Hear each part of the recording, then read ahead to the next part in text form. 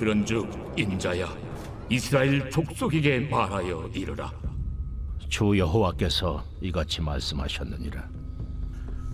너희 조상들이 또 내게 범죄하여 나를 욕되게 하였느니라. 내가 내 손을 들어 그들에게 주기로 맹세한 땅으로 그들을 인도하여 드렸더니 그들이 모든 높은 산과 모든 무성한 나무를 보고 거기에서 제사를 드리고 분노하게 하는 제물을 올리며 거기서 또 분향하고 전제물을 부어드린지라. 이에 내가 그들에게 이르기를 너희가 다니는 산당이 무엇이냐 하였노라. 그것을 오늘날까지 바마라 일컫느니라. 그러므로 너는 이스라엘 족속에게 이르라. 주 여호와께서 이같이 말씀하셨느니라. 너희가 조상들의 풍속을 따라 너희 자신을 더럽히며 그 모든 가증한 것을 따라 행음하느냐.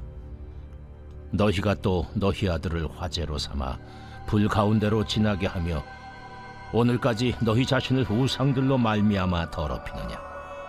이스라엘 족속아, 너희가 내게 묻기를 내가 용납하겠느냐. 주 여호와의 말씀이니라.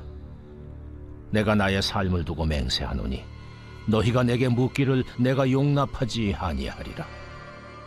너희가 스스로 이르기를 우리가 이방인 곧 여러 나라 족속같이 되어서 목속을 경배하리라 하거니와 너희 마음에 품은 것을 결코 이루지 못하리라.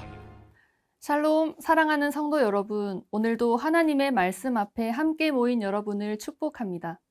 오늘 우리가 함께 묵상할 에스겔 20장 27절부터 32절 말씀은 어제 묵상했던 내용에 이어 이스라엘 백성의 죄에 대한 하나님의 탄식과 안타까운 질문이 담긴 본문입니다. 오늘 본문에서 우리는 하나님께 나아와 말씀을 찾으면서도 그 마음속에는 우상 숭배를 버리지 못한 이스라엘 백성의 이중적인 태도를 볼 수 있습니다. 이처럼 겉으로는 하나님을 찾는 듯하지만 속으로는 여전히 우상을 품고 있는 이스라엘의 모습은 사실 새로운 일이 아니었습니다. 하나님은 오늘 본문 27절에서 그들의 조상들도 동일한 죄를 반복해 왔음을 지적하십니다. 에스겔 20장 27절의 말씀입니다. 그런즉 인자야, 이스라엘 족속에게 말하여 이르라. 주 여호와께서 이같이 말씀하셨느니라. 너희 조상들이 또 내게 범죄하여 나를 욕되게 하였느니라. 27절에서 하나님은 에스겔에게 과거 조상들이 이스라엘 족속에게 범죄하여 하나님을 욕되게 한 사실을 고발하십니다. 그중 가장 대표적인 것이 산당에서 이루어진 우상 숭배입니다. 28절은 그 죄가 젖과 꿀이 흐르는 땅, 즉 하나님의 약속이 성취된 자리에서 어떻게 나타났는지를 보여줍니다. 내가 내 손을 들어 그들에게 주기로 맹세한 땅으로 그들을 인도하여 드렸더니 그들이 모든 높은 산과 모든 무성한 나무를 보고 거기에서 제사를 드리고 분노하게 하는 제물을 올리며 거기서 또 분향하고 전제물을 부어 드린지라. 28절은 하나님의 은혜에 대한 이스라엘의 배신을 보여줍니다. 하나님은 그들을 애굽에서 구원하시고 젖과 꿀이 흐르는 땅으로 인도하셨지만 그들은 그 땅에 들어가자마자 높은 산과 무성한 나무 아래서 우상에게 제사를 드렸습니다. 이는 감각과 감정에 따라 쉽게 흔들리는 인간의 연약함을 드러내기도 합니다. 본문에는 거기에서라는 표현이 반복되는데 이는 그들의 우상 숭배가 단순한 실수가 아니라 반복되는 죄의 습관이었음을 보여줍니다. 죄는 반복될수록 삶의 일부가 되는 무서운 속성을 가집니다.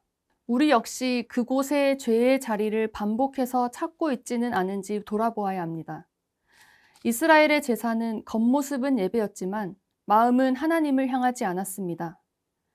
향기로운 향과 제물도 하나님이 아닌 다른 대상에게 드려졌기에 오히려 하나님의 진노를 샀습니다. 이처럼 죄에 빠진 이스라엘 백성에게 하나님은 29절에서 결정적인 질문을 던지십니다.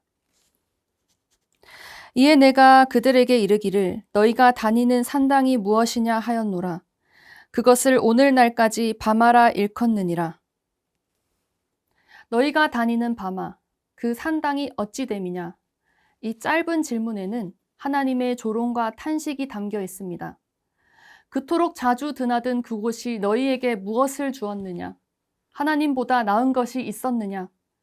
이는 단순한 책망이 아니라 죄를 직면하게 하시고 돌이키시기를 바라는 하나님의 간절한 호소입니다. 그 이름을 오늘날까지 밤하라 이르느니라. 이 말씀은 그들의 죄가 시간이 지나도 지워지지 않고 이름으로 남아있다는 뜻입니다. 밤하는 이제 불순종의 상징, 하나님을 외면한 흔적으로 남는 것입니다.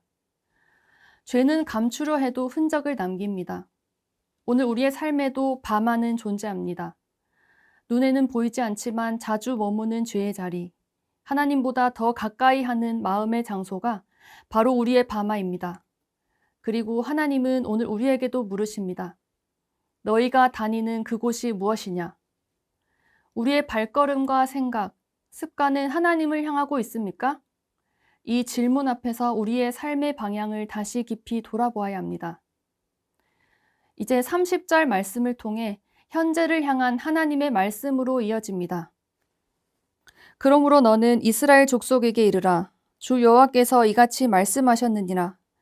너희가 조상들의 풍속을 따라 너희 자신을 더럽히며 그 모든 가증한 것을 따라 행음하느냐.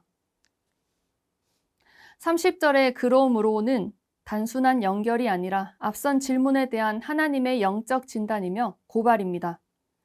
하나님은 단호히 말씀하십니다. 너희는 조상들의 죄를 그대로 따르고 있다. 오히려 더 심하다. 과거의 밤하는 이름으로라도 죄를 드러냈지만 지금 이스라엘 백성들은 죄를 일상처럼 여기며 살아간다는 것입니다. 이 말씀은 우리에게도 동일하게 던져지는 질문입니다. 우리가 말씀보다 편안함을, 하나님보다 안정과 성취를 더 가까이 하지 않습니까? 이 모든 것이 오늘날의 밤하이며 조상들의 죄를 현대적으로 반복하는 모습입니다. 하지만 하나님은 우리가 멈추고 돌이켜 다시 거룩의 길로 서기를 원하십니다. 그리고 31절에서는 그 죄가 구체적으로 어떻게 나타나는지를 밝히십니다. 너희가 또 너희 아들을 화제로 삼아 불 가운데로 지나게 하며 오늘까지 너희 자신을 우상들로 말미암아 더럽히느냐. 이스라엘 족속아, 너희가 내게 묻기를 내가 용납하겠느냐. 주 여호와의 말씀이니라. 내가 나의 삶을 두고 맹세하노니 너희가 내게 묻기를 내가 용납하지 아니하리라. 이스라엘 백성은 예물을 드린다 하면서도 자녀를 불에 지나게 하며 우상에게 바치는 끔찍한 죄를 범했습니다. 하나님께 드려야 할 가장 소중한 것을 우상에게 바친 것이며 이는 하나님의 언약을 철저히 저버린 음행이었습니다. 하나님은 자신의 삶을 두고 맹세하시며 이 죄를 결코 묵과하지 않겠다고 선언하십니다. 주 여호와의 말씀이니라 는 말로 그 선언의 절대적 권위를 덧붙이십니다. 그러나 32절은 그들의 내면을 드러냅니다. 우리가 여러 나라 족속같이 되어 목석을 경배하리라. 절망 속에서 그들은 눈에 보이지 않는 하나님보다 당장 힘을 가진 것처럼 보이는 우상에게 시선을 돌립니다. 그러나 하나님은 단호히 말씀하십니다. 너희 마음에 품은 그것을 결코 이루지 못하리라. 이 말씀은 하나님께서 여전히 그들을 언약의 백성으로 붙들고 계심을 보여주는 회복의 약속입니다. 오늘 묵상한 에스겔 20장 27절부터 32절까지의 말씀은 과거의 죄와 현재의 타락, 그리고 미래의 왜곡된 소망까지 하나님 앞에 드러나는 과정을 보여줍니다. 그러나 이 말씀은 단순한 심판이 아니며 회개와 회복으로 이끄시는 하나님의 은혜의 말씀입니다. 하나님은 오늘도 우리에게 물으십니다. 너희가 다니는 그곳이 무엇이냐? 이 질문 앞에서 우리는 지금 머무는 마음의 자리를 돌아보아야 합니다. 그리고 결단해야 합니다. 세상의 확실함을 따를 것인지 아니면 보이지 않아도 신실하신 하나님의 인도하심을 따를 것인지 하나님은 말씀하십니다.